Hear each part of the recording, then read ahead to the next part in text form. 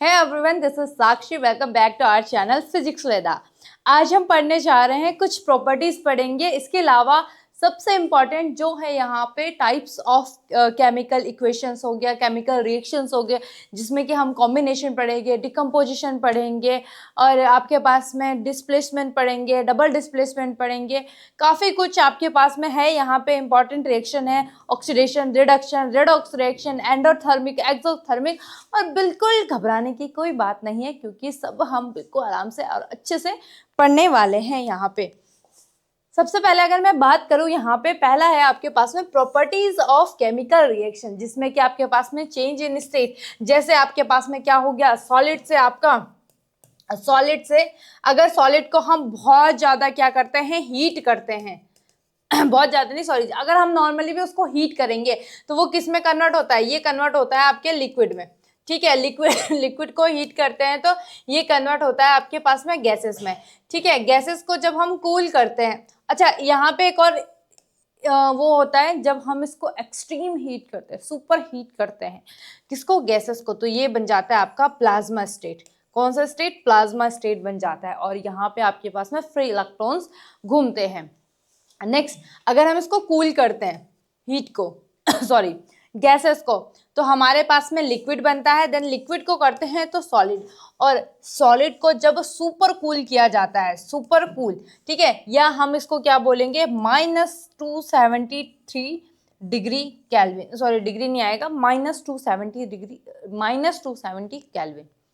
सोच रहे हो, मतलब 0 डिग्री सेल्सियस में 0 degree Celsius is equal to हमारा क्या होता है, 273 केल्विन, है ना। 0 degree Celsius is equal to हमारा होता है 273 केल्विन। और हम यहाँ पे क्या बोल रहे हैं, -273 केल्विन, माइनस, मतलब बहुत ही, क्योंकि देखो 0 डिग्री सेल्सियस में तो बर्फ भी पानी भी बर्फ बन जाएगा। और जब हम एकदम एक्सट्रीम सुपर कूलिंग की बात कर रहे हैं तो वो क्या होता है, आपके पास में बोस आइंस्टीन कंडेंसेट होता है, जो हमने पढ़ा था आपके पास में मैटर की 5th स्टेज होती है। समझ लो, मतलब जब सॉलिड को हीट किया जाता है तो लिक्विड बनता है, लिक्विड को हीट किया जाता है तो गैसेस बनता है, और गैसेस को जब हम एक्सट्रीम हीट करते हैं तो हमारा प्लाज्मा बनता है। और जब उसका अपोजिट करते हैं, गैस को अगर कूल किया जाता है तो हमारा वो बनता है, लिक्विड बनता है, लिक्विड को कूल किया जाता है तो हमारे पास में यहाँ पे सॉलिड बनता है। और जब सॉलिड को सुपर कूलिंग दी जाती है तो हमारे क्या बनता है, बोस आइंस्टीन कंडेंसेट। तो ये आपके पास में चेंज इन स्टेट है। चेंज इन कलर भी है आपके पास में, जैसे हमने रिएक्शंस करवाई आपके पास में तो उनमें कलर चेंजेस होते हैं। ठीक है, रेड, ब्लू, ऑरेंज, इस टाइप के। इवोल्यूशन ऑफ गैसेस है आपके पास में। चेंज इन टेम्परेचर है आपके पास में। फॉर्मेशन और आपके पास में प्रेसिपिटेट है आपके पास में। ठीक है, तो ये आपका क्या है, प्रॉपर्टीज ऑफ केमिकल रिएक्शंस हैं आपके पास में। जैसे आपका चेंज इन स्टेट आपके पास में क्या है, ये गैसेस स्टेट में है। ठीक है, H2O liquid sorry carbon dioxide. ठीक है, और यहाँ पे आपका देखो, कोई भी कंपाउंड हो ना, हमेशा उसका नाम जरूर लिखना भाई, कार्बन डाइऑक्साइड। जैसे इसको हम लेते हैं इस तरीके से कुछ, ठीक है, अगर फॉर एन एग्जाम्पल तुम्हारा कुछ नाम है, तुम्हारा नाम है खुशी, ठीक है, मैंने बोला खुशी, ठीक है, क्योंकि तुम्हारा नाम है खुशी। अगर यहाँ पे मैं तुम्हें बोलूँ ए ओए इधर आ, इस टाइप से, तो कितना अजीब लगेगा ना। एज इट इज तुम अगर CO2 H2O, लगेगा नहीं उनको अजीब कि भाई जब हमें नाम दे रखा तो तुम हमें नाम क्यों नहीं लिख रहे हो हमारे, या नाम से क्यों नहीं बोल रहे हो। तो क्या होगा, कार्बन डाइऑक्साइड, ठीक है, H2O वाटर, तो हमारा यहाँ पे क्या बना, हाइड्रोजन कार्बोनेट। तो इसके नीचे आपने लिखना है, देखो, अच्छा कुछ यहाँ पे टर्म्स है, जैसे जी का मतलब होता है गैस, एल का मतलब है यहाँ पे लिक्विड, ठीक है, एस होगा जहां पे भी वो सॉलिड होगा। ठीक अगर ऐसा कुछ दिया होगा इसका मतलब कि ये गैस है। ठीक है तो ये आपके पास में है। तो देखो यहाँ पे गैस प्लस लिक्विड क्या बना, लिक्विड बना। सॉलिड प्लस गैस क्या बना, गैस बना। गैस प्लस गैस क्या बना, लिक्विड। देखो H2 + O2, दैट्स मीन कि जब हमारा हाइड्रोजन प्लस ऑक्सीजन बनता है तो हमारा क्या हो गया, यहाँ पे हमारा जल। क्लियर, ठीक है, आगे हम देखते हैं, ये है आपके पास में चेंज इन स्टेट। अब चेंज इन कलर की बात करते हैं। आयरन नेल है आपके पास, मतलब हमने क्या, एक कील डुबोई है ना आपके पास में, और यहाँ पे ये सॉल्यूशन है, ये सॉल्यूशन बेटा किस चीज का है, ये है आपके पास में कॉपर सल्फेट CuSO4। लिखा है कहीं पे, नहीं लिखा है, क्या लिखोगे, कॉपर सल्फेट। ठीक है, देखो जब हमने लोहे की कील को कॉपर सल्फेट के सॉल्यूशन में मिलाया तो आफ्टर सम टाइम, कुछ समय के बाद बेटा क्या हो जाता है आपके पास में, यहाँ पे जो कॉपर था वो क्या हो जाता है, डिपॉजिट हो जाता है। मींस क्या है, यहाँ पे उसका कलर चेंज हो जाता है। ये आपका आर्यन नेल था। तो बेसिकली ये रिएक्शंस किस प्रकार से होती है इसको थोड़ा सा हम समझते हैं। देखो चलो यहीं पे कर देती हूँ मैं, है ना, ताकि इजी रहे। तो ये देखो CuSO4 का विलयन था, ठीक है, किस चीज का विलयन था बेटा आपके पास में,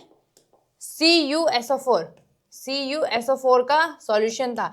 क्या मिलाया, Fe, है ना, Fe मिलाया हमने। अब इसने क्या करा आपके पास में, जो कुछ टाइम बाद क्या हुआ, यहाँ पे जो भी कॉपर था आपके पास में वो यहाँ से रिप्लेस हो गया। ठीक है, तो यहाँ पे आपका क्या आ जाएगा, FeSO4। ठीक, ये हुआ, इस वजह से इसका कलर चेंज होगा। सॉरी, जो कॉपर था वो डिपॉजिट हो गया आपके पास में आयरन नेल में। तो ये आपकी रिएक्शंस है यहाँ पे, चेंज इन कलर की। ऐसे भी कुछ तरीके से केमिकल चेंजेस हैं आपके पास में केमिकल इक्वेशंस में, रिएक्शंस में। अब इवोल्यूशन ऑफ गैस पढ़ेंगे, जैसे जिंक प्लस सल्फ्यूरिक एसिड। तो बेसिकली हुआ क्या है यहाँ पे, यहाँ से ये वाला बॉन्ड ब्रेक हुआ आपका, H2 अलग, हाइड्रोजन। अभी मैंने बताया सिंबल किसका होता है, गैस। दैट्स मीन ये क्या निकली, गैस निकली। जब हमने जिंक सल्फ्यूरिक एसिड के साथ में इसको जिंक को मिलाया तो हमारी हाइड्रोजन जो गैस निकली वो हमारी हाइड्रोजन गैस है। और जो हमारे पास में प्रोडक्ट था वो कौन सा था आपका, जिंक सल्फेट। ठीक है, जैसे ही मैंने यहाँ पे नाम लिखा है एज इट इज तुम लोगों ने यहाँ पे अपना मतलब इनका नाम लिखना है प्रॉपर। नेक्स्ट है आपके पास में सोडियम सल्फाइड, SO3 है तो क्या आएगा, सल्फाइड। ठीक है, अब यहाँ पे 2HCl तो क्या बना आपका, ट्वाइस NaCl H2O और SO2। इस रिएक्शंस को हम करते हैं। देखो क्या था आपके पास में, देखो कौन से रिएक्शन से, Na2SO3 sodium sulphide, sodium Na2SO3। ठीक है, सोडियम सल्फाइड, इसकी रिएक्शंस किसके साथ में, 2 मॉलिक्यूल्स हैं आपके पास में। ठीक है, प्लस HCl के साथ में। ठीक है, 2 मॉलिक्यूल्स ऑफ HCl। तो यहाँ पे बेसिकली आपके पास में हुआ क्या, देखो इसको बिल्कुल ध्यान से देखना। ठीक है, बिल्कुल इसको, एक सेकेंड, ये 2 मॉलिक्यूल्स नहीं है आपके यहाँ पे ना, इसके नहीं है इसके।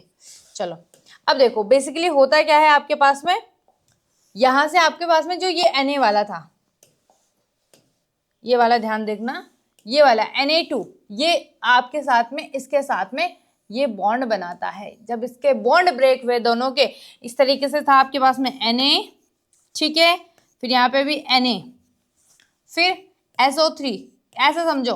तो यहाँ से आपका ये वाला बॉन्ड ब्रेक होता है और ये ट्वाइस Na और ये चला जाता है ट्वाइस Cl के साथ में। ठीक है, तो क्या बनाता है आपका, ट्वाइस NaCl, क्या बनाता है, ट्वाइस NaCl। बैलेंस करना है, अभी हम बैलेंसिंग भी सीखेंगे और समझेंगे कि आखिर हम बैलेंस क्यों करते हैं, रीजन क्या है। तो यहाँ पे क्या जाएगा, ट्वाइस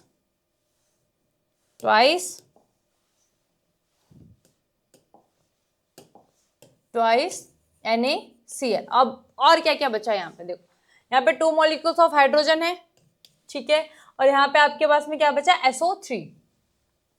क्या आपके पास में यहाँ पे आपका क्या है, एक तो आपसे क्या निकला, यहाँ पे H2 गैस निकली, है ना, H2 क्या निकली, गैस की तरह आपकी उड़ गई यहाँ पे।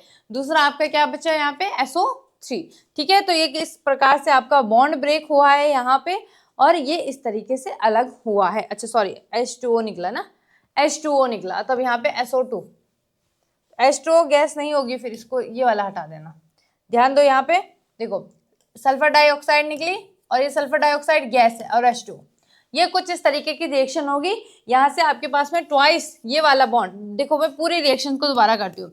Na single bond Na, proper लिखेंगे हम S, फिर आपके पास ये कुछ इस तरीके से होता है O, ठीक है, और फिर यहाँ पे आपका O, ये इस तरीके से SO3 इस तरीके से जुड़ा है इसके साथ में। ठीक है, कुछ इस तरीके से आपका जुड़ा है ये इस तरीके से। फिर आपके पास में ट्वाइस HCl, ये देखो। अब यहाँ पे ध्यान दो, बेसिकली हुआ क्या, यहाँ से ये वाला बॉन्ड ब्रेक हुआ, और ये इसने बनाया ट्वाइस NaCl। इसमें कोई दिक्कत नहीं है, हमें कोई दिक्कत नहीं है। ठीक है, अब यहाँ से देखो ये 2H बचे थे आपके पास में और यहाँ से आपका एक O, तो क्या बना आपका H2O। यहाँ पे एक और O था है, वो लिखा नहीं मैंने, तो आपका H2O रिमूव और यहाँ से SO2। ठीक है, तो कुछ इस प्रकार से आपका बॉन्ड ब्रेक हुआ है यहाँ पे। नेक्स्ट देखते हैं हमारे पास में Na2Cl है। क्या है बेटा हमारे पास में Na2Cl, Na2S, क्या बोलेंगे इसको, क्या पढ़ेंगे, सोडियम सल्फाइड। क्या पढ़ेंगे, सोडियम सल्फाइड। SO4 होगा सल्फेट, SO3 होगा सल्फाइड। ठीक है, और आपका S होगा तो सल्फाइड। ठीक है, देखो यहाँ पे सल्फाइट है, यहाँ पे ड है, सल्फाइड, यहाँ पे सल्फाइट है। ठीक है, और इसकी रिएक्शन करवाते हैं हम हाइड्रोक्लोरिक एसिड के साथ में। ठीक है, तो क्या बनाता है आपका NaCl H2S। H2S आपकी गैस है यहाँ पे। ठीक है, क्या है आपका हाइड्रोजन सल्फाइड। क्लियर हो गया बात, आगे बढ़ते हैं। नेक्स्ट क्या है, चेंज इन टेम्परेचर। देखो टेम्परेचर में किस प्रकार से चेंज होता है। देखो ये क्या है आपके पास में, कैल्शियम ऑक्साइड, इसको हम क्विक लाइम भी बोलते हैं, कैल्शियम। एक सेकेंड, क्या है आपका कैल्शियम ऑक्साइड, और इसने रिएक्ट किसके साथ करा, वाटर के साथ में। क्या बनाया, कैल्शियम Ca हाइड्रोक्साइड, नाम लिख लेना भाई। देखो हुआ क्या, आप लोगों ने देखा होगा जब पहले के टाइम पे जब ये होता था, पेंट वगैरह होता था, तो क्या होता था कि कैल्शियम मतलब एक चूने का बिल्कुल वाइट कलर का है, तुम्हारे घर में आया होगा कभी ना कभी, उस चूना ही है ना, तो उसको तुमने अगर पानी में भिगोया होगा तो उसमें ना बुलबुले उठने लग जाते थे। तो भाई तुम ठंडे पानी में उसको वो कर रहे हो और उससे ना बिल्कुल एकदम अगर आप हाथ डुबोगे आपका हाथ जल जाता था बिल्कुल, और बुलबुले उठने लग जाते थे। ठीक है, तो वो वहां पे क्यों, क्योंकि वहां से क्या होती है, हीट जनरेट होती है। बहुत बार तुम लोगों ने देखा होगा अपने घर में, जब तुम्हारे मतलब तुमने गाँव में गए होंगे, तो बहुत 10-15 साल पहले की बात है, मुझे याद आ रहा है। तो मैं गांव गई थी। ठीक है, तो वहां पे हमारे घर में पेंट हो रहा था, जो गांव वाला घर था, तो वहां पे क्या हो रहा था कि एक वही था, चूना था और यहाँ पे पानी था। तो मुझे पता ही था चूना क्या होता है, इसको पेंट करने के लिए, ऐसे तो मुझे था ही पता, लेकिन मेरे को ये नहीं पता था कि भाई जब चूने को, जो बिल्कुल हमने तो बचपन में तो यही पता था ना, जब हम किसी चीज को हीट करते तो तभी उससे बुलबुले निकलते हैं। तो जब देखा वहां पे कि जो चूना था, चूने को जब हमने पानी में डाला तो एकदम बुलबुले उठने लग गए उससे। ठीक है, और ये उसको ना पापा ने बोला उधर मत जाना, बिल्कुल तुम्हारे हाथ पैर पे लग जाएगी। तो तब मुझे समझ में नहीं आया था कि आखिरकार ये बुलबुले क्यों उठा, जबकि पानी तो ठंडा था। अगर पानी गर्म होता तो तब तो समझ में आता था कि हाँ इसी वजह से यहाँ पे बुलबुले उठे होंगे, पानी गर्म हुआ होगा, ये पूरी रिएक्शन। तो अब जाके समझ में आता है कि अच्छा वहां पे हीट जनरेट हुई थी, जब क्विक लाइम को हमने किस में मिलाया, वाटर में मिलाया, तो यहाँ पे कैल्शियम हाइड्रोक्साइड बनाया और यहाँ पे हीट जनरेट हुई। नेक्स्ट है आपके पास में मिंट प्लस H2O लिक्विड वाला है, तो यहाँ पे आपका टेम्परेचर क्या हो जाता है, डिक्रीज हो जाता है। ठीक है, अब है आपके पास में फॉर्मेशन ऑफ प्रेसिपिटेट। ठीक है, जैसे आपके पास में यहाँ पे क्या है, क्यूपर सल्फेट। क्या है बेटा यहाँ पे, क्यूपर सल्फेट। ठीक है, ये क्या है आपके पास में, NaOH, सोडियम हाइड्रोक्साइड, या हम इसको क्या बोलते हैं, कास्टिक सोडा। NaOH को क्या बोलते हैं, कास्टिक सोडा। KOH को क्या बोलते हैं, कास्टिक पोटास। ठीक है, क्या हुआ यहाँ पे, कॉपर सल्फेट की रिएक्शन किससे करवाई, हमने NaOH से करवाया। NaOH क्या है, कास्टिक सोडा है। तो क्या हुआ यहाँ पे आपके पास में, ये वाला बॉन्ड ब्रेक हुआ, यहाँ से ये वाला बॉन्ड ब्रेक हुआ। ध्यान से देना, ध्यान दो भाई, कौन सा बॉन्ड कहाँ से ब्रेक हुआ, यहाँ से ये वाला बॉन्ड ब्रेक हुआ, यहाँ से ये वाला। तो इसने क्या बनाया आपके पास में, इसने बनाया आपका सोडियम सल्फेट। ठीक है, क्या बनाया आपके पास में, सोडियम सल्फेट, और इसने कॉपर हाइड्रोक्साइड। ठीक है, नेक्स्ट है आपके पास में सोडियम सल्फेट की हमने रिएक्शंस करवाई SrCl2 से, तो NaCl और SO4 निकला। ठीक है, तो ये कुछ आपके पास में प्रेसिपिटेट हैं आपके। ठीक है, चलो आगे बढ़ते हैं। नेक्स्ट है आपके पास में, a precipitate is a solid product. कैसा प्रोडक्ट होता है ये? प्रोडक्ट कैसा है? सॉलिड है। विच separate out from the solution during chemical reaction. क्या होता है? देखो, जैसे सॉल्यूशन था, यहाँ पे रिएजेंट मिलाया तो यहाँ पे सस्पेंशन बना आपके पास में, और आपका सुपरनेट और प्रेसिपिटेट अलग हो गया। तो हमेशा याद रखना, गैस को हम रिप्रेजेंट करते हैं ऐसे, और जो प्रेसिपिटेट होते हैं उनको रिप्रेजेंट करते हैं ऐसे। ठीक है, आगे बढ़ते हैं। हिंदी में बोलते हैं इसको अवक्षेप। अब हम पढ़ेंगे यहाँ पे कुछ फिजिकल चेंजेस और केमिकल चेंजेस। ठीक है, सबसे पहले अगर हम यहाँ पे सॉरी बात करें फिजिकल चेंजेस की, तो इसमें आपके पास में चेंज इन टेम्पररी, कुछ टाइम के लिए ही, कुछ सूक्ष्म क्षणों के लिए ही यहाँ पे क्या होता है? आपका चेंज होता है। Change is permanent. Chemical changes में ये परमानेंट चेंज होता है। No new substance is form. कोई नया सब्सटेंस आपका यहाँ पे फॉर्म नहीं होता है। There is change only in physical properties. इनकी फिजिकल प्रॉपर्टीज में क्या होती है? चेंज होती है। New substance are formed with entirely different physical and chemical properties. देखो, आपके पास में यहाँ पे केमिकल रिएक्शन होती है तो एक न्यू सब्सटेंस आपका यहाँ पे बनता है, जिसकी केमिकल और फिजिकल प्रॉपर्टीज बिल्कुल अलग होती है। नेक्स्ट है आपके पास में, change can be reverse bye simple physical method. ठीक है, नेक्स्ट इज द, इस वाले केमिकल चेंजेस में आपके पास में change can not be reverse bye simple physical method. यहाँ पे आपके पास में इसको हम रिवर्स कर सकते हैं, इसको हम रिवर्स नहीं कर सकते। रिवर्स मतलब क्या है? फॉर एन एग्जाम्पल, हमने रिएक्टेंट से प्रोडक्ट बनाया, और अगर हमने प्रोडक्ट से रिएक्टेंट बनाया है तो वो फिजिकल चेंजेस हैं।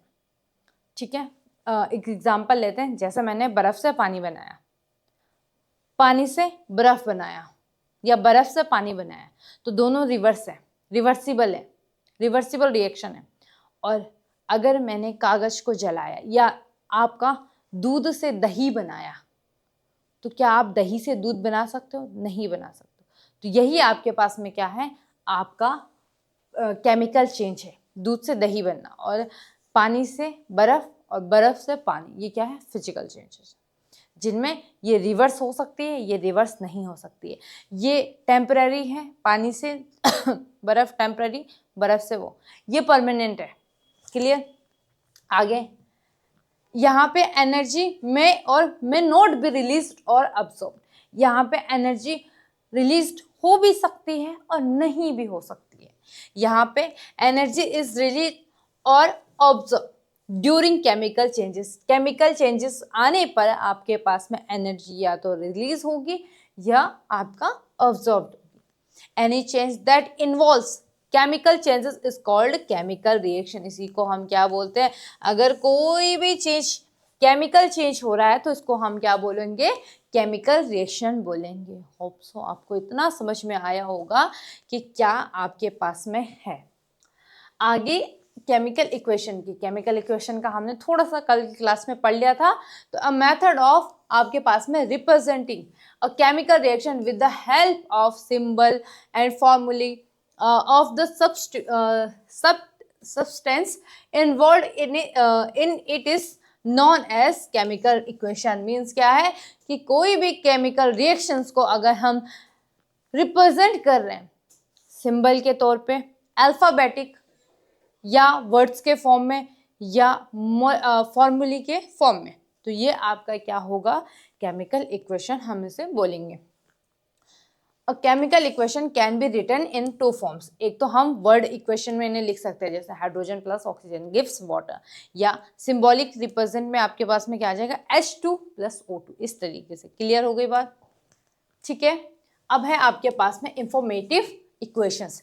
Informative equation is the represented of physical state using symbol. ये तो मैंने बता दिया था। वैसे सॉलिड को हम एस से रिप्रेजेंट करते हैं, लिक्विड को एल से करते हैं, गैसेस को इस तरीके से करते हैं जी, या फिर हम सिंबल बना देते हैं। अगर वाटर सॉल्युबल सॉल्यूशन होगा एक्वस, ए क्यू लिखते हैं, एक्वस। ठीक है, प्रेसिपिटेट को हम इस तरीके से करते हैं। नेक्स्ट है reaction condition such as temperature, pressure, catalyst, heat, तो इस तरीके से हम करते हैं। क्लियर हो गई? जैसे तुमने बहुत सारी रिएक्शंस में देखा होगा, इस तरीके का सिंबल आपने एज अ कैटलिस्ट उसमें अगर यूज हुआ हो, मतलब उस रिएक्शन के ऊपर यूज हुआ हो, ठीक है, गिब्स में, ठीक है, जैसे तुमने पढ़ा है ये रिएक्टेंट है गिब्स प्रोडक्ट, तो इस यहाँ पे आपका सिंबल बनता है, ठीक है, तो ये वाला सिंबल है। ये कैटलिस्ट भी हो सकता है आपके पास में, टेम्परेचर, प्रेशर और हीट, ये सबको हम रिप्रेजेंट करते हैं।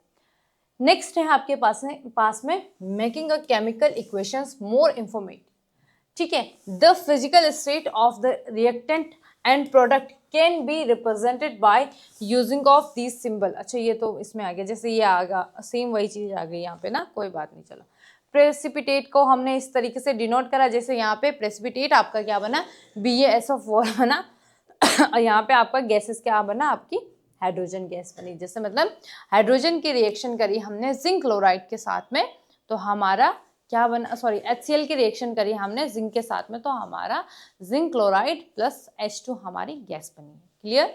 आगे बात करते हैं types of chemical equation, most important है, फटाफट से इसको क्या करो, नोट करो जल्दी जल्दी से। पहला है आपके पास में क्या है भाई, अच्छा इसमें एक और चीज है, आपका बैलेंस है और इम्बैलेंस है, ठीक है।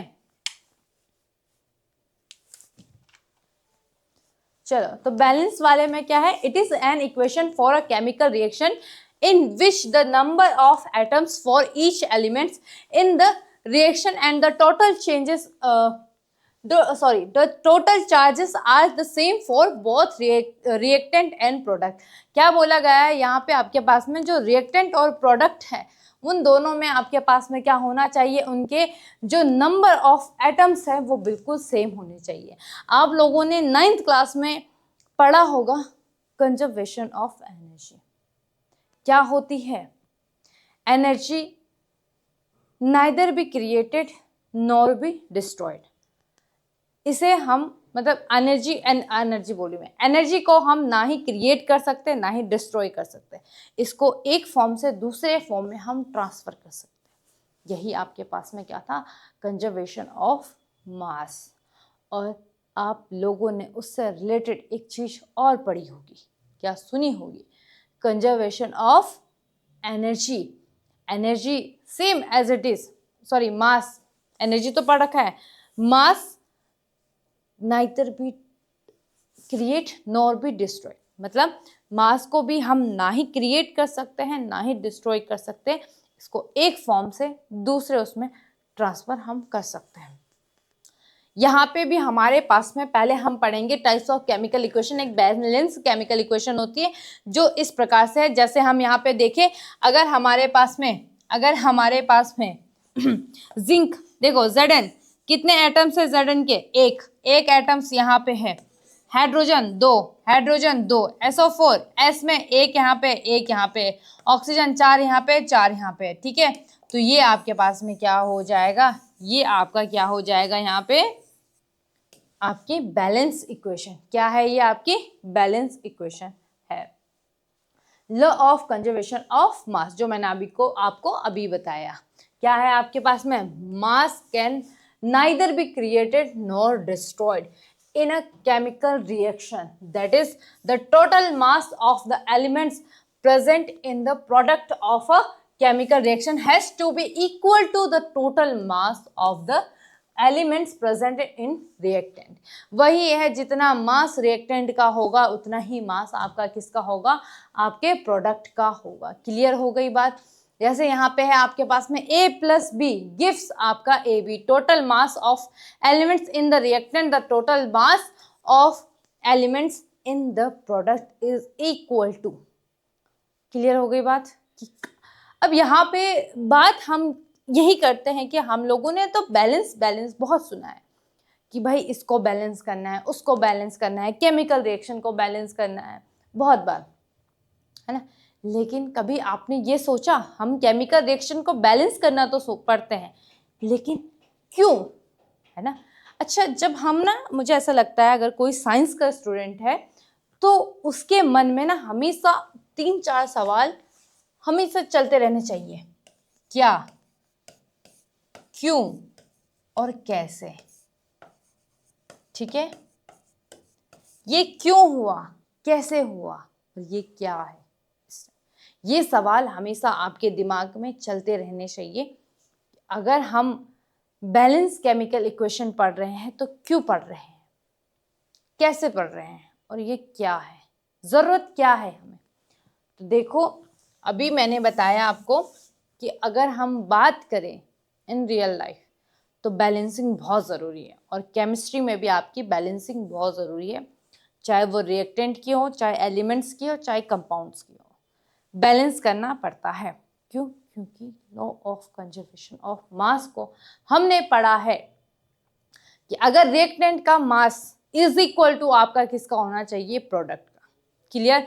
दैट्स वाई यहाँ पे बहुत ही ज़रूरी हो जाता है कि क्यों इसको बैलेंस करना है, इसका हमें आंसर मिल जाता है लॉ ऑफ कंजर्वेशन ऑफ मास से। क्लियर? आगे अब हम यहाँ पे नेक्स्ट है हमारे पास में unbalance chemical equation. It is an equation where the number of atoms for elements and the total charge of not is equal to in both side. Clear हो गई बात? कि जैसे यहाँ पे एग्जांपल है Fe कितना था यहाँ पे 1, हाइड्रोजन कितने हैं 2, ऑक्सीजन कितने हैं 1, ठीक है। नेक्स्ट Fe कितना है यहाँ पे 3, ऑक्सीजन कितना है 4, यहाँ पे हाइड्रोजन कितना है 2। केवल यहाँ पे हाइड्रोजन एक ही element is equal to mass है दूसरे प्रोडक्ट में जो एलिमेंट है आपके पास में, ना आयरन का मास इक्वल टू है प्रोडक्ट के, ना यहाँ पे आपके पास में ऑक्सीजन का है। तो क्या ये केमिकल रिएक्शन नहीं है? है। लेकिन यहाँ पे इसको भी हम लोगों ने क्या करना है, बैलेंस करना है। तो 2 टाइप्स की पहले बेसिकली आपके पास में रिएक्शन होती है, एक बैलेंस होती है, एक अनबैलेंस होती है। अनबैलेंस आपके पास में जब आपके रिएक्टेंट का जो मास होता है वो प्रोडक्ट के मास के इक्वल टू नहीं होता है, वही आपके पास में अनबैलेंस केमिकल इक्वेशन होती है। आगे बढ़ते हैं, why to balance a chemical reactions, क्यों जरूरत पड़ती है। Law of conservation of mass, mass can neither be created nor destroyed in a chemical reaction. This is the total mass of elements present in the product of a chemical reaction has to be equal to the total mass of elements present in the reactant. In other words, the number of atoms of each element remains the same before and after chemical reaction. Hence, we need to balance a chemical equation. लिखने के लिए आएगा, इसीलिए मैंने इसको अलग से लिखा है, क्योंकि क्वेश्चन आपको पूछता है कि आखिर हमें केमिकल इक्वेशंस को बैलेंस क्यों करना पड़ता है, क्यों। अब पता चला वाई का आंसर यहाँ पे हमें मिला है, ठीक है। तो फटाफट से इसका स्क्रीनशॉट ले लो, फिर हम आगे बढ़ते हैं।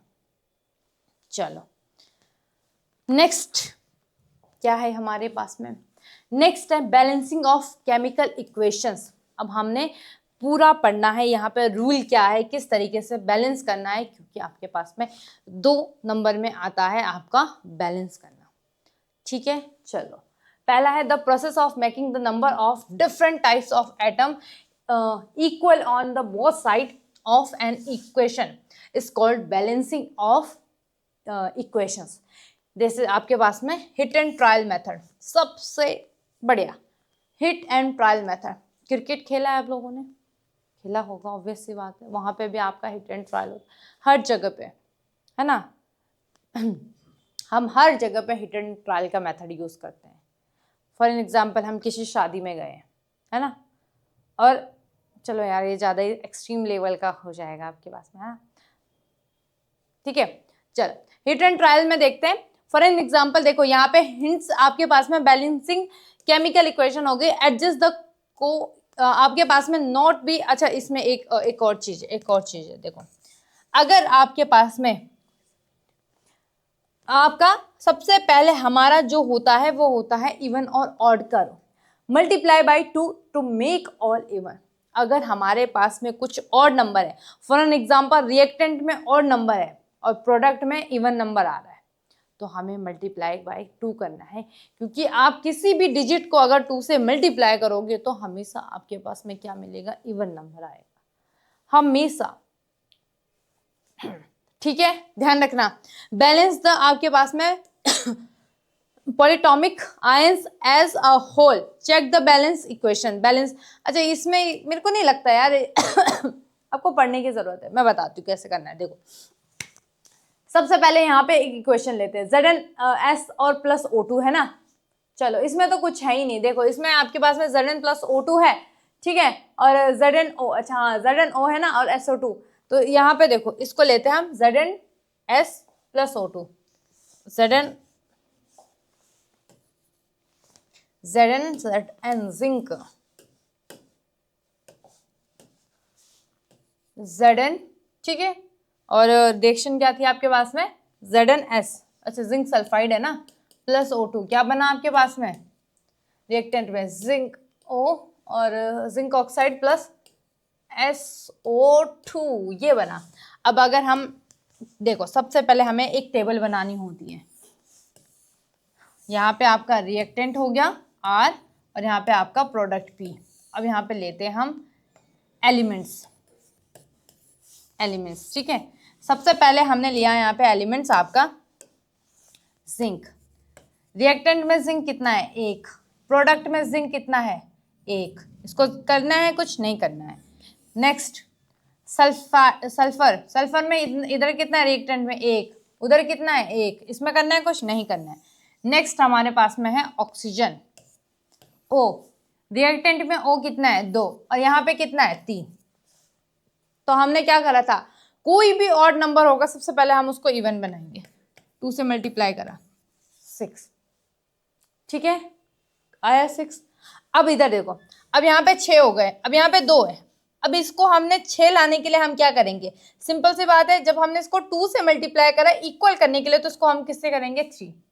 तो अगर मैं यहाँ पे 3 लिखूं तो 3O2, ठीक है, कितना हुआ यहाँ पे आपके पास में 3O2, या अच्छा 3O2 ना करके इसमें हम या तो इस मेथड से करेंगे, इसको हम कितना बना सकते हैं, यहाँ पे 6 इधर कर दिया और यहाँ पे मैंने क्या कर दिया, अगर मैं यहाँ से मल्टीप्लाई करती हूँ किससे 2 से, है ना, अगर मैं यहाँ पे मल्टीप्लाई करती हूँ 2 से, फिर मुझे यहाँ पे भी जिंक को मल्टीप्लाई करना पड़ेगा 2 से। देखो हिट एंड ट्रायल में क्या करते हैं, एक मेथड तो एक तरीके से इस तरीके से कर सकते हो आप, दूसरा आपका आप क्या कर सकते हो, इसको देखो इधर ये हटाया हमने इधर पूरा, चलो भाई ठीक है, इसको हटाओ, इसको हटाओ, इसको भी हटा दो यहाँ से। अब यहाँ देखो जिंक सल्फाइड, ठीक है, यहाँ पे आपके पास में SO2 ऑक्सीजन कितने हैं 3 है, यहाँ पे आपके पास में ऑक्सीजन कितने हैं 4 है, ठीक है। अगर मैं यहाँ पे 2 से मल्टीप्लाई करती हूँ, ठीक है, अगर मैंने यहाँ पे 2 से मल्टीप्लाई करा तो हमारे पास में फिर मुझे यहाँ पे 2 से मल्टीप्लाई करना पड़ेगा, हो गया, ठीक है। अब अगर मैं यहाँ पे 2 से मल्टीप्लाई करती हूँ, ठीक है, तो यहाँ पे S में भी मुझे 2 से मल्टीप्लाई करना पड़ेगा, कर दिया भाई 2 से मल्टीप्लाई कर दिया, ठीक है, सल्फर भी 2 हो गया, इधर भी 2 हो गया, लेकिन ऑक्सीजन, अब देखो ऑक्सीजन कितने हो गए, ऑक्सीजन यहाँ पे कितना हुआ 2, यहाँ पे कितना हुआ 2, 4 हो गए, अब यहाँ पे 2, ठीक है, क्लियर हो गई बात। क्या ये बैलेंस है पूरी तरीके से, नहीं, अभी भी बैलेंस नहीं है, क्यों, क्योंकि यहाँ पे देखो ऑक्सीजन कितने हैं 4, यहाँ पे ऑक्सीजन कितने हैं 2, तो क्या मैं यहाँ पे 2 से मल्टीप्लाई करूंगी, नहीं 3 से करूंगी फिर। अब क्या यहाँ पे ये सारी चीजें बैलेंस है, बिल्कुल बैलेंस है। अगर यहाँ पे 2 आ रहा है इसका मतलब गलत हो रहा है, क्योंकि सेम डिजिट नहीं आ सकती, वो तो फिर कट जाएगी ना, तो बैलेंस कराने की जरूरत ही नहीं पड़ेगी उसे। तो इसीलिए हमारे पास में क्या होता है, हम क्या करते हैं, यहाँ पे सबसे पहले हमें एक मल्टीप्लाई करना है 2 से 3 से, यही आपके पास में हिट एंड ट्रायल है कि आप यहाँ पे हिट करोगे 2 नंबर को 3 नंबर को, देखो करने पर कौन बैलेंस हो रहा है। नेक्स्ट एग्जाम्पल लेते हैं हम यहाँ पे, ये देखो जैसे इसने आपके पास में जिंक को पहले हमने सबसे पहले मल्टीप्लाई बाय करा 2 और ऑक्सीजन को इवन करा, फिर उसके बाद में यहाँ पे क्या करा, आपके पास में बैलेंस द जिंक सल्फर और ऑक्सीजन को हम लोगों ने बैलेंस करा, ठीक है। नेक्स्ट क्वेश्चन है आपके पास में यहाँ पे PbNO3 और 2, चलो इसको भी करते हैं हम, है ना, इसको भी करते हैं हम, PbNO3 का होल ट्वाइस, इसको हटाओ पहले, PbNO3 का होल ट्वाइस, ठीक है, इसकी रिएक्शंस करते हैं हम प्लस NaCl से, प्रोडक्ट में क्या मिलता है हमें, प्रोडक्ट में मिलता है हमें NaNO3 और PbCl2, NaNO3 प्लस PbCl2, ठीक है। चलो भाई इसको करो आप। देखो इसमें क्या करना है, सबसे पहले क्या है आपके पास में पीबी है, पीबी एक इधर है एक उधर है, इसको बैलेंस करने की जरूरत नहीं है। Na इधर है Na भी उधर है, तो ये भी नहीं है। यहाँ पे देखो, यहाँ पे ऑक्सीजन कितने हैं 3, यहाँ पे ऑक्सीजन के कितने मॉलिक्यूल्स है 3 इंटू, अच्छा इसको प्लस मत करना हाँ, अगर आपके पास में ट्वाइस थ्राइस ऐसा है तो उसको मल्टीप्लाई करते हैं, तो ऑक्सीजन कितने हो गए 6, यहाँ पे ऑक्सीजन कितने हो गए आपके पास में 3, तो अगर मैं यहाँ से 2 से मल्टीप्लाई करूंगी तो 6 हो जाएगा, तो 2 से मल्टीप्लाई कर दो भाई, 2 से कर दिया। यहाँ पे ऑक्सीजन बैलेंस हुआ बिल्कुल। अब हम यहाँ पे देखते हैं, यहाँ पे Na कितना है, यहाँ पे Na आपका 2 है, यहाँ कितना है 1, यहाँ पे Cl कितना है 2, अगर मैं इसको ट्वाइस करूंगी तो क्या ये बैलेंस हो जाएगा, बिल्कुल। अब ये पूरी तरीके से बैलेंस्ड इक्वेशन है। देखो Pb कितना है, यहाँ पे 1 है, यहाँ पे Pb कितना है, Pb क्या होता है लेड 1, NO3 कितने हैं यहाँ पे, NO3 के कितने मॉलिक्यूल्स हैं आपके पास में 2, यहाँ पे कितने हैं 2 मॉलिक्यूल्स हैं, ठीक है। या हम ऐसा ना लिख के इसको क्या कर सकते हैं, हम इसको NO3 को N नाइट्रोजन का मॉलिक्यूल्स देखते हैं, नाइट्रोजन में के कितने मॉलिक्यूल्स है 2, क्योंकि पूरा है ना होल ट्वाइस, यहाँ पे आपके पास में कितना है नाइट्रोजन का 2, ठीक है। उसके बाद हम देखते हैं ऑक्सीजन के कितने 6 इधर है 6 उधर है। सोडियम का 2 इधर है 2 इधर है, क्लोरीन का 2 उधर है 2 इधर है, सिंपल सी बात है भाई, ये हो गया आपके पास में, ठीक है। देखो यहाँ पे 2 से मल्टीप्लाई करा, 2 से मल्टीप्लाई, पूरा आपको बैलेंस करना है। ये आपके पास में आपका हिट एंड ट्रायल मेथड होता है, जिसमें आपको कुछ रिएक्शंस को बैलेंस करना होता है। क्लियर, इतना ज़्यादा टफ नहीं था, बस आपको पहले अगर ऑड है तो उसको इवन बनाना है, ठीक है, और उसके बाद में आपने 2 से मल्टीप्लाई करना है, 3 से मल्टीप्लाई करना और देखना है कि बैलेंस हो रहा है कि नहीं हो रहा है। सबसे इम्पॉर्टेंट है आपके पास में अब, वो है आपके पास में types of reactions, most important, ठीक है। सबसे पहले कॉम्बिनेशन, डिकम्पोजिशन, ठीक है। पहले क्या है कॉम्बिनेशन, दूसरा है डिकम्पोजिशन, तीसरा है आपके पास में displacement, fourth is double displacement, oxidation, reduction, redox reaction, precipitation, exothermic, endothermic, ये आपके पास में, और ये सारी रिएक्शन हमें पढ़नी है। तो क्या तुम रेडी हो इन रिएक्शंस को पढ़ने के लिए? यस, हम सब पढ़ने के लिए रेडी तो हैं, लेकिन हम आज कुछ ही रिएक्शंस करेंगे, ठीक है, क्योंकि अगर मैंने सारी रिएक्शंस करवाई तो आप लोगों को ज़्यादा लोड पड़ जाएगा, है ना, कोई दिक्कत नहीं। चलो भाई next, 4 main types of chemical reaction, types of chemical reactions है आपके पास में, ठीक है। सबसे पहला है आपका सिंथेसिस, ठीक है, डिकम्पोजिशन, सिंगल आपके पास में रिप्लेसमेंट, डबल रिप्लेसमेंट, ये देख लो, इसका आइडिया लगाओ, इसीलिए मैंने डायग्राम रखा है। देखो यहाँ पे ये अलग आपके पास में वो है कंपाउंड है, ये अलग कंपाउंड है, ठीक है। अब इन दोनों ने क्या करा, मिल गए ये दोनों, तो ये क्या हो गया हमारा कॉम्बिनेशन। कॉम्बिनेशन का मतलब होता है मिलना, जैसे तुम हाथ जोड़ते हो ना, कोई आया है रिश्तेदार तो ऐसे करते ना, तो ये हमारा क्या हुआ कॉम्बिनेशन। और ठीक है, नेक्स्ट आपके पास में डिकम्पोजिशन, डिकम्पोजिशन में क्या होता है, हमने हाथ को हटाया, जोड़ना कंपोजिशन, हटाना डिकम्पोजिशन, सिंगल रिप्लेसमेंट, इसको हम एक आइडिया, फॉर एन एग्जाम्पल आप किसी क्लास में बैठे हो, ठीक है, क्लास में आप जब बैठे हो तो आपकी क्लास की जो चेयर है, ठीक है, उसमें आपके केमिस्ट्री की टीचर बैठी है ना, जैसे ही वहाँ पे फिजिक्स का टीचर आता है या कोई और टीचर आता है, तो क्या केमिस्ट्री वाली टीचर को कोई फर्क पड़ेगा? नहीं पड़ेगा, कि भाई वो साथ के हैं या उनसे ओहदे में पद में उनसे क्या है कम में है, तो उनको कोई फर्क नहीं पड़ेगा। लेकिन जैसे ही वॉइस प्रिंसिपल या प्रिंसिपल की एंट्री होती है क्लास में, तो सबसे पहले कौन खड़ा होता है? बच्चे भी और टीचर भी, और उनको अपनी सीट देते हैं कि आइए आप हमारी सीट लीजिए। तो ये कौन सी है? Single replacement. ये है आपकी क्लास, ये है आपकी ये है आपकी क्लास, और ये है आपकी क्लास टीचर या मैडम सब्जेक्ट टीचर, और ये आए यहाँ पे प्रिंसिपल सर। जैसे ही प्रिंसिपल सर ने एंट्री मारी, मैडम हट गई यहाँ से, सर आप बोलिए मैं तब पढ़ा लूंगी।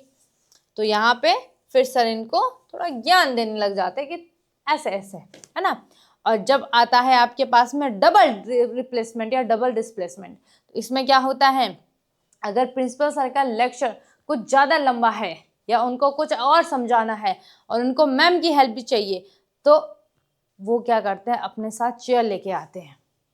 मैं आपकी चेयर तो ले रहा हूँ, लेकिन मैं आपको अपनी चेयर दे रहा हूँ क्लास में।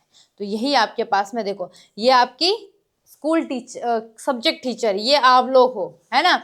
और यहाँ पे सर आते हैं किसको लेके, चेयर को लेके, ताकि मैम कहाँ बैठे, चेयर में। ठीक है, तो यही आपके पास में क्या है, आपका डिस्प्लेसमेंट और डबल डिस्प्लेसमेंट। कंपोजिशन समझ में आया? कंपोजिशन मतलब हाथ जोड़ना, डिकम्पोजिशन हाथ हटाना। ठीक है, आगे बढ़ते हैं, अब इनको समझते हैं अच्छी तरीके से by definition. A reaction in which two और मोर रिएक्टेंट, मतलब जहां पे आपके पास में दो या दो से अधिक रिएक्टेंट आपका यहाँ पे पार्टिसिपेट कर रहे हैं, तो आपका क्या हो जाएगा यहाँ पे आपका, और एक सिंगल प्रोडक्ट बना रहे हैं। ठीक है, क्या करा इन्होंने, जैसे आप लोगों ने देखा होगा क्या, कि ये है आपकी दुल्हन और ये आप हो दूल्हा। ठीक है, अब ये दोनों पहले तो अलग अलग फैमिली से बिलोंग करते हैं। ठीक है, पहले ये दोनों अलग अलग फैमिली से, ये है मान लो, इसको मान लेते हैं, इसको बना लेते हैं यादव। अच्छा, यादव में तो ऐसा होता है ना, उनको उसी उसमें शादी करनी पड़ती है ना, कास्ट में। तो हम लेते हैं, चलो हमने ले लिया कि यहाँ पे क्या हो रही है, इंटर मैरिज कास्ट वो हो रही है, या फिर इंटर कास्ट मैरिज हो रही है, या फिर हम समझ लेते हैं कि ये लव मैरिज थी तो अलग अलग कास्ट के। ठीक है, यहाँ पे हो गया, ये है यादव और ये है आपके पास में सेमवाल, है ना। सेमवाल भी एक कास्ट होती है। अब इन दोनों ने शादी कर ली। अब देखो, ये अलग है और ये अलग है। ठीक है, अब जब ये दोनों मिल जाते हैं, इनकी शादी हो जाती है, तो फिर ये दोनों क्या बन जाती है, एक फैमिली बन जाती है। फिर ये नहीं बोलेंगे कि मैं यादव हूं तू सेमवाल है। ठीक है, फिर वो दोनों ही एक हो जाएंगे। तो यही आपके पास में क्या है, कंपोजिशन है, कि टू रिएक्टेंट आपके पास में क्या होता है, यहाँ पे आपका रिएक्टेंट पार्टिसिपेट करते हैं।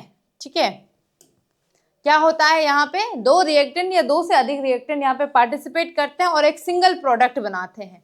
ठीक है, जैसे आप अपने पेरेंट्स के एक सिंगल तो क्या हो, एक प्रोडक्ट हो। ठीक है, इट्स कॉल्ड कॉम्बिनेशन रिएक्शन आपके पास में, कि जब आपके पास में दो या दो से अधिक रिएक्टेंट पार्टिसिपेट करके एक नया प्रोडक्ट बना रहे हैं, तो वो आपका क्या कहलाएगा, वो प्रोडक्ट आप मतलब जो आपका एक सिंगल प्रोडक्ट बनेगा, इस पूरी फिनोमिना को या इस पूरी रिएक्शंस को हम क्या बोलेंगे, कॉम्बिनेशन रिएक्शन बोलेंगे। जैसे यहाँ पे CaO calcium oxide plus H2 क्या बना आपका, स्लैक्ट लाइम या कैल्शियम हाइड्रोक्साइड और प्लस हीट। ठीक है, इन दोनों ने मिलकर एक रिएक्शन बनाई और ये क्या है, एक्वस। एक्वस क्या होती है, जलीय, है ना। ठीक है, और ये आपका heat. Next example of combination reaction क्या है आपके पास में, कॉम्बिनेशन रिएक्शन, जैसे आपका कार्बन है, कार्बन कैसे फॉर्म में है, solid, plus O2 oxygen gases form में क्या बनाया, कार्बन डाइऑक्साइड। ठीक है, प्लस 2H2, ये आपके पूरे आपके पास में क्या है, जैसे sulphur plus oxygen, sulphur dioxide, NH3 plus HCl। NH3 क्या होता है बेटा, आपका अमोनिया होता है, एक नया कंपाउंड है। देखो केमिस्ट्री में ना जितने कंपाउंड है आपको सब के सब याद होने चाहिए, हर एक कंपाउंड को आपको अच्छे से पढ़ना चाहिए कि कौन सा कंपाउंड है, क्या नाम है, क्या नहीं है। बहुत सारे बच्चों को कंपाउंड्स के नाम नहीं याद होते, और क्योंकि उन्होंने 10th में अच्छे से नहीं पढ़ा होता, फिर उन्हें 11th 12th में दिक्कत होती है। बेसिकली जब मैं 11th 12th वालों को, बच्चों को पढ़ाती हूँ, तो मुझे इस बात का बहुत अफसोस होता है कि बच्चे 10th में पढ़ के नहीं आते, उनके बेसिक्स क्लियर नहीं होते, फिर उन्हें 11th में दिक्कत आती है, वो बॉन्ड नहीं बना पाते, उनको ये समझ में नहीं आता कौन सा बॉन्ड कहाँ से ब्रेक हो रहा है, ये नहीं समझ में आता है कि इसका नाम क्या है, एटलीस्ट नाम याद होना चाहिए आपको, है ना। तो NH3 आपके पास में क्या होता है, अमोनिया। क्या है इसका नाम, अमोनिया। तो ये कुछ बेसिक्स हैं, जैसे ये क्या है, सल्फर डाइऑक्साइड, लिखते रहो भाई जिसको नहीं पता। Carbon plus oxygen, carbon dioxide, hydrogen plus oxygen, water, water नहीं है, water. Sulphur plus oxygen, sulphur dioxide, ammonia plus hydrochloric acid, no सादर, sulphur dioxide plus oxygen sulphide. आगे बढ़ते हैं, ये कंपोजिशन है, सॉरी कॉम्बिनेशन रिएक्शंस थे आपके पास में। ठीक है, अब है आपके पास में नेक्स्ट, अच्छा ये इसका दूसरा पार्ट है कि आप इस तरीके से भी इसको लिख सकते हो, वही सेम चीज मैंने इसमें भी लिखी है, ठीक है। और यहाँ पे बस आपके पास में कुछ कंपाउंड अलग, कंपाउंड बोल रही मैं, सॉरी, कुछ यहाँ पे आपके पास में अलग से है यहाँ पे इसके एग्जाम्पल, जैसे यहाँ पे carbon plus oxygen, carbon dioxide CO2, ठीक है। Formation of water from hydrogen plus oxygen, यही आ गया। फॉर्मेशन ऑफ सिलेक्ट लाइन हो गया आपके पास में, सेम वही चीज है आपका।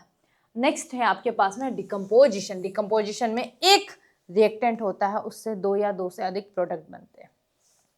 आपके पास में कॉम्बिनेशन का ठीक अपोजिट है आपका, कि a reaction in which a single reactant break down to form 2 or more product is known as decomposition reaction. General representation इसका इस तरीके से है कि आपका ABC बना, ठीक है, और अलग हुए ABC। जैसे जैसे इसको एग्जांपल लेते हैं, आपके दादाजी हैं, ठीक है, आपके कौन है, दादाजी हैं, ठीक है। दादाजी को हमने डिनोट करा D से, ठीक। आपके दादाजी के कितने बेटे थे, ये पूरी एक फैमिली है, 3 बेटे ये 4 बेटे थे या 5 बेटे थे, है ना। एक का नाम ले लिया हमने नरेश, नरेश, सुरेश, जावेश, कुछ भी नाम लिख लो तुम, मुकेश और कलेश कलेश, ठीक है। अब इन्होंने बनाया, अब जब देखो इनकी शादी हुई, पहले तो ये एक फैमिली थे ना, पहले के टाइम पे ऐसे ही होते थे, 4 5 6 7 बच्चे होते थे। तो अब इन्होंने, ये एक फैमिली है, अब कुछ टाइम बाद क्या हुआ, इन सब की शादी हो गई, है ना। इन सब की क्या हो गई, शादी हो गई, ठीक है। इन सब की क्या हो गई बेटा, शादी हो गई। जब इन सब की शादी हो गई तो मान लो ये इनके पास पहले कितने कमरे थे, 5 कमरे थे। इसके पास अलग कमरा था, इसके पास अलग कमरा था, इसके पास अलग कमरा था, इसके पास अलग कमरा था। लेकिन अब दिक्कत क्या आने लग गई, सबको चाहिए था अपना अपना घर। तो उन्होंने अपने पापा से रिक्वेस्ट करी कि हमें अब क्या करना है, घर बनाना है अलग अलग, हमारा बंटवारा कर दो। तो भाई कलेश ने ले लिया घर दिल्ली में, इसने ले लिया मुंबई में घर, इसने ले लिया झारखंड में, इसने ले लिया, कहाँ ले लिया, इसने ले लिया देहरादून में, इसने ले लिया बिहार में, ठीक है। अब ये देखो, ये पूरी फैमिली अब अलग अलग हो गई, है ना। क्या हम ऐसे बोलेंगे ये अब एक फैमिली है, नहीं, अब इनके अलग फैमिली बन गई, ठीक है।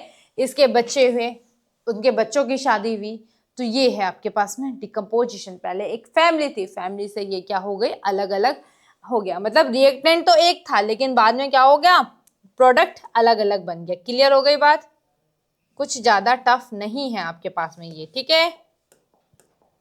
चलो भैया आगे बढ़ते हैं हम इसमें। आप नेक्स्ट क्या था इसमें, डिकम्पोजिशन हो गया आपका, ठीक है, समझ गए। जैसे आपके पास में ये है कैल्शियम कार्बोनेट, देखो इसका नाम लिख लेना, क्या है, क्या, कैल्शियम कार्बोनेट, इसको लाइमस्टोन भी बोलते हैं। इसको हीट किया, ठीक है, हीट का सिंबल कैसा था, ऐसा था। तो ये ब्रेक डाउन होता है कैल्शियम प्लस कैल्शियम ऑक्साइड और कार्बन डाइऑक्साइड में, ठीक है। तो ये आपके पास में डिकम्पोजिशन रिएक्शन एग्जांपल है इसका, देखो thermal decomposition of for ferrous sulphate में। फेरस सल्फेट में भी आपके पास में आपका ferric oxide plus sulphur dioxide और प्लस सल्फर आपके पास में सल्फर डाइऑक्साइड में हो गया। नेक्स्ट है आपके पास में thermal decomposition for lead nitrate. Lead nitrate का करा, जब इसको हीट करा तो ये आपका बना आपके पास में lead oxide, nitrogen dioxide, oxygen, ठीक है। फोटो केमिकल आपके पास में डिकम्पोजिशन ऑफ सिल्वर क्लोराइड का, AgCl का सनलाइट में आपका Ag अलग हुआ और क्लोरीन अलग हो गया। आपके पास में Ag आपका सिल्वर में आया, क्लोरीन आपका गैसेस में बन गया। तो ये आपके पास में डिकम्पोजिशन रिएक्शन है, जिसमें आपका रिएक्टेंट एक होता है, प्रोडक्ट अनेक बनते हैं। कॉम्बिनेशन में आपके पास में रिएक्टेंट 2 या 2 से अधिक होते हैं, प्रोडक्ट एक बनता है। क्लियर, चलो आगे देखते हैं। नेक्स्ट, अच्छा ये आप ना इसको लिख सकते हो, इसका स्क्रीनशॉट ले लो।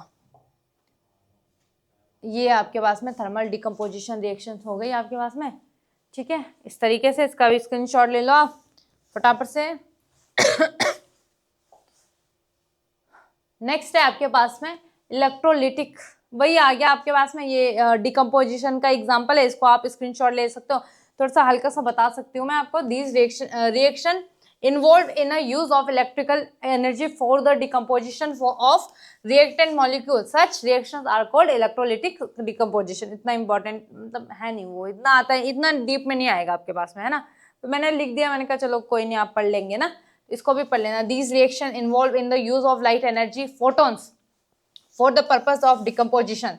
Such reaction are photolytic. जिनको हम क्या करते हैं, लाइट एनर्जी से हम इनको क्या करते हैं, इनको ब्रेक डाउन करते हैं, तो वो हमारे फोटोलिटिक डिकम्पोजिशन कहलाते हैं। नेक्स्ट, ये आपके पास में फोटोलिटिक डिकम्पोजिशन आ गया आपके पास में। अब इंपॉर्टेंट है आपके पास में आपका एक्सोथर्मिक। क्या है आपके पास में? Exothermic and endothermic reactions. बस आपके अब दो और रिएक्शन बची है, ठीक है। एक्सोथर्मिक में द रिएक्शन विच आर आपके पास में accompanied by the evolution of heat are called exothermic। मतलब रिएक्शंस के साथ साथ में ही जब रिएक्शंस होती है, पूरी रिएक्शंस होती है, तो आपका क्या होता है यहाँ पे, हीट क्या होती है आपकी, जनरेट होती है, हीट जनरेट होती है। इसको हम क्या बोलते हैं? एक्सोथर्मिक। हीट आपकी बाहर निकल रही है, ठीक है। देखो, the reaction in which heat is released, sorry generate नहीं, रिलीज होती है यहाँ पे। हीट क्या होती है, पूरी रिएक्शन होने के बाद में आपके पास में मतलब प्रोडक्ट में आपका हीट भी क्या होती है यहाँ पे, रिलीज होती है। Along with the formation of product are called exothermic reaction, ठीक है। कि आपके पास में अगर कोई रिएक्शंस है, जैसे यहाँ पे मीथेन प्लस ऑक्सीजन, तो यहाँ पे आपके प्रोडक्ट बनते हैं आपका कार्बन डाइऑक्साइड और H2 और प्लस हीट। तो ये आपकी एक्सोथर्मिक, जब आपके पूरे रिएक्शंस में क्या हो रहा है, अगर आपकी हीट रिलीज हो रही है तो वो आपकी एक्सोथर्मिक हो जाएगी। और एंडोथर्मिक में आपके पास में क्या हो जाए, अच्छा इसमें एग्जांपल भी है इसके पास में, reaction that involve in evolution of heat are called exothermic reactions हो गए। ये आपके पास में ये एग्जांपल हो गया इसका, ठीक है। नेक्स्ट आपके पास में रेस्पिरेशन एंड एक्सोथर्मिक प्रोसेस, इसको भी थोड़ा समझ लेते हैं। The food that we intake is broken down into the simpler substances such as the carbon dioxide, proteins and fat during the digestion. Carbohydrates are further broken down into glucose. किसमें वो होते हैं, ये broke down होते हैं आपके glucose में। Glucose combined with oxygen is called in the cells of our body and release energy. क्या करती है? एनर्जी रिलीज करती है। This reaction is called respiration, ठीक है। आगे इसमें तो ये आप बायो में और अच्छे से इसको क्लियर और अच्छे से पढ़ पाओगे। ये इसकी केमिकल इक्वेशन हो गई जो आपके लिए मोस्ट इंपॉर्टेंट है, क्योंकि ये पूछता है आपको। एक फोटोसिंथेसिस हो गया और एक ये हो गया C6H12O6 ग्लूकोज हो गया प्लस 6O2 ऑक्सीजन। क्या आपके प्रोडक्ट एज अ प्रोडक्ट आपको क्या मिलता है? 6CO2 6H2 और प्लस आपके पास में आपकी एनर्जी मिलती है। क्लियर? चलो अब हम यहाँ पे आपका देखेंगे आपका endothermic, the reaction which occur by the आपके पास में observation of heat energy is called endothermic. मतलब ऐसे रिएक्शन जिसमें क्या होगा, आपको हीट या एनर्जी की जरूरत होगी, वो हमारी एंडोथर्मिक हो जाएगी। जहाँ पे आपकी हीट निकल रही है, हीट रिलीज हो रही है, वो एक्सोथर्मिक। एक्सो मतलब कि क्या होता है? बाहर निकलना, है ना। तो समझ रहे होगा, एंडो मतलब एंडोथर्मिक में आपके पास में क्या हो रहा है आपका, occur by the observation of heat and energy are called आपका endothermic reaction which occur by the observation of heat called आपका एंडोथर्मिक। ये आपके पास में इसके रिएक्शन हो गए। आपका फेरस सल्फेट, आपको हीट दिया हमने, इसको देखो, इसको हीट दिया हमने, ठीक है। और एक्सोथर्मिक में आपका हीट निकलता है, तो आपका Fe2O3 निकला और सल्फर डाइऑक्साइड और आपके पास में SO3। कैल्शियम कार्बोनेट, तो कैल्शियम ऑक्साइड प्लस CO2।